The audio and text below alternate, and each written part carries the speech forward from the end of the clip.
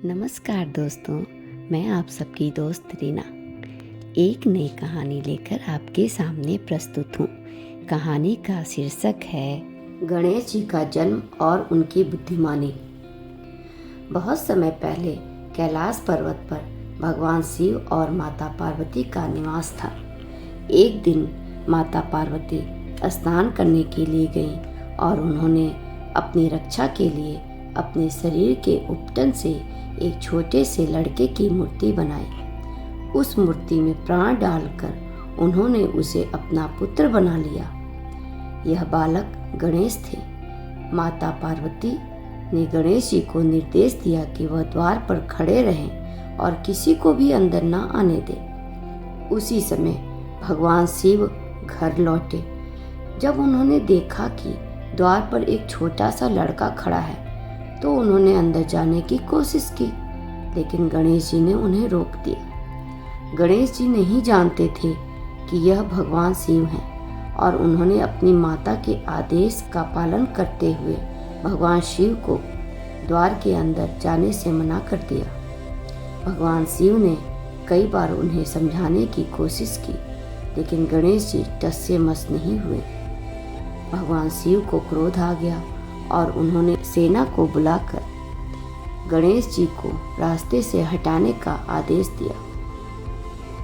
लेकिन गणेश जी ने साहसपूर्वक शिव जी की सेना का सामना किया और उन्हें हरा दिया। यह देखकर शिव और भी क्रोधित हो गए और अंततः भगवान शिव ने त्रिशूल उठाया और गणेश जी का सर काट दिया।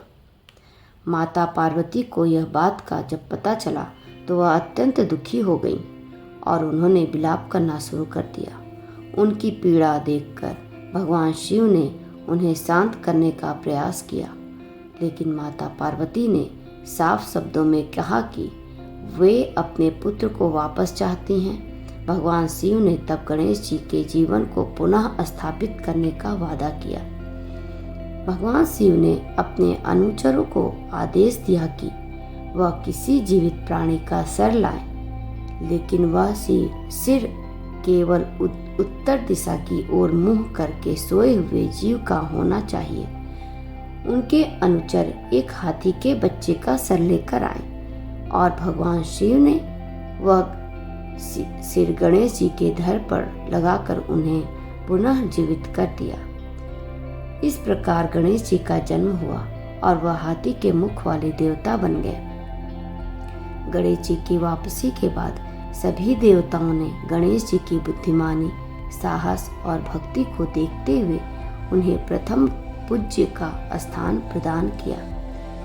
इसका अर्थ यह है कि हर पूजा और कार्य से पहले गणेश जी की आराधना की जाती है ताकि सभी कार्य निर्विघ्न रूप से पूरे हों। गणेश जी का जीवन केवल उनकी अद्वितीयता और साहस की कहानी नहीं है, बल्कि वह एक महान बुद्धिमान देवता के रूप में भी जाने जाते हैं। एक बार जब देवताओं ने यह निर्णय ले लिया कि जो भी पृथ्वी की परिक्रमा करके पहले आएगा वही सबसे महान व पूजनीय होगा।